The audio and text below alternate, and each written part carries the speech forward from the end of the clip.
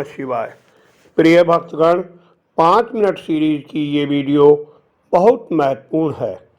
कर्म बंधन क्या है और इससे कैसे मुक्ति पाएं, लिंग के विभिन्न भेद जैसे गंभीर विषय, रहस्यमयी चर्चा, ज्ञान और भक्ति, शिव प्रेम बढ़ाने वाली है। कृपया शांतचित्त बैठकर देखें, मेरी त्रुटियों को क्षमा कर ज्ञान बढ़ाएं, भक्ति बढ़ाएं। सबसे पहले जानिए कर्म बंधन। प्रकृति आदि 8 तत्वों से बंधा जीव बद्ध कहलाता है, क्योंकि वह कर्म बंधन में बंधा है। प्रकृति आदि इन्हीं 8 बंधनों से देह की उत्पत्ति होती है। देह से कर्म उत्पन्न होता है, अर्थात अच्छे बुरे कर्म होते हैं, और फिर कर्म से नई देह की उत्पत्ति होती है। इस प्रकार बारंबार जन्म और कर्म होते रहते हैं। जीव को उसके प्रारब्ध यानी पूर्व जन्मों के कर्मों के अनुसार सुख दुख प्राप्त होते रहते हैं, यानी जीव कर्म करता रहता है और उनके अनुसार सुख दुख का फल भोगता रहता है। ये चक्र चलता रहता है, यही कर्म बंधन है। जीव जब कर्म बंधन से छूट जाता है तो उसे मुक्त जीव कहते हैं। कर्म बंधन से कैसे छूटा जा सकता है? बार बार जन्म और कर्म के चक्र से छूटने के लिए भगवान शिव की शरण में जाना चाहिए, उनकी पूजा आराधना करनी चाहिए। प्रकृति आदि को अपने वश में करके भगवान शिव उस पर शासन करते हैं। परमात्मा शिव प्रकृति आदि के महाचक्र से परे हैं, अन्य कोई नहीं। वे ही इस महाचक्र के कर्ता या चलाने वाले हैं। इसलिए निश्चित रूप से सिर्फ परमात्मा शिव ही हमें इस महाचक्र से मुक्ति दिला सकते हैं। शास्त्र कहते हैं कि उन परमात्मा के बारे में पूर्ण जानकारी किसी के पास नहीं है, वे सबसे परे हैं। फिर उनका पूजन कैसे करें? भगवान शिव की प्रसन्नता के लिए सत्कर्म द्वारा शिवलिंग में, शिव प्रतिमा में तथा शिव भक्तों में शिव की भावना करके उनकी प्रसन्नता के लिए पूजा की जानी चाहिए। शरीर से, मन से, वाणी से और धन से भी पूजन किया जा सकता है।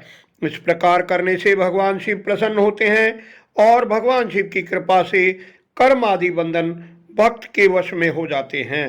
तब वह जीव मुक्त कहलाता है। तब भगवान शिव के लोक में निवास का सौभाग्य प्राप्त होता है। इसे सालोक की मुक्ति कहते हैं। इसके बाद भगवान शिव का मानसिक ऐश्वर्य प्राप्त होता है और मुक्त पुरुष अपनी आत्मा में ही विराजमान हो जाता है। विद्वान जन इसे सायुज्य मुक्ति कहते हैं। इसलिए पूजन, मंत्र जप आदि में निरंतर अभ्यास बढ़ाते जाना चाहिए, जिससे हम इस दुर्लभ स्थिति में पहुंचने की ओर आगे बढ़ते जाएं। लिंग के विभिन्न भेद। सूत जी बताते हैं कि प्रणव ही समस्त वस्तुओं को देने वाला प्रथम लिंग है। सूक्ष्म लिंग निष्कल यानी निराकार स्वरूप है, जबकि स्थूल पंचाक्षर मंत्र है। इन दोनों प्रकार के लिंग का पूजन तप कहलाता है। दोनों ही मोक्ष देने वाले हैं। इसी प्रकार पौरुष लिंग और प्राकृत लिंग के रूप में बहुत से लिंग हैं। स्वयं प्रकट लिंग देव ऋषियों की तपस्या से संतुष्ट भगवान शिव वृक्ष के अंकुर की भांति भूमि फोड़कर प्रकट होते हैं।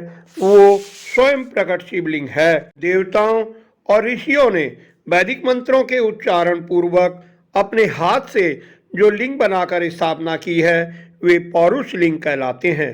शिवलिंग का निर्माण कराकर मंत्र पूर्वक जो लिंग प्रतिष्ठित किए जाते हैं, वे शिवलिंग प्राकृतक लिंग हैं। प्राकृतक लिंग से पौरुष लिंग श्रेष्ठ माना गया है। इसी प्रकार लिंग के अनेकों अनेक भेद बताए गए हैं, परंतु सार रूप में ये समझना चाहिए कि हमें परम पिता परमात्मा शिव से खुद को जोड़ना है। इसके लिए माध्यम या साधन चाहे कोई भी अपनाए, भक्त की भावना प्रबल होनी चाहिए। शुरुआत में सिर्फ ऐसा करने की इच्छा जागृत हो जाए तो भी धीरे धीरे भावना प्रबल हो जाती है। फिर निरंतर अपना अभ्यास बढ़ाते जाएं तो भगवान शिव की कृपा से इस भक्ति रस में आनंद आने लगेगा। भक्ति रस का रसपान करने के बाद फिर इतना आनंद आने लगेगा कि शिव भक्ति और भगवान शिव के प्रति प्रेम बढ़ता ही जाएगा। यही मार्ग मुक्ति की ओर ले जाएगा। आपसे प्रार्थना है कि अधिकाधिक आनंद पाने के लिए इस वीडियो को बार बार सुने। आशा है आज की वीडियो आपको शिव भक्ति की ओर अग्रसर करेगी। आपका शिव प्रेम अवश्य बढ़ेगा। कृपया इसे अन्य शिव भक्तों को भी शेयर करें, जिससे ज़्यादा से ज़्यादा लोग धर्म लाभ उठा सकें। वीडियो पसंद आई हो तो इसे लाइक करें, कमेंट कर अपने सुझाव दें, मेरा उत्साह बढ़ाएं। 5 मिनट सीरीज की शिव पुराण सार की सभी वीडियो पाने के लिए कृपया चैनल को सब्सक्राइब अवश्य कर लें। धन्यवाद। आपका कल्याण हो।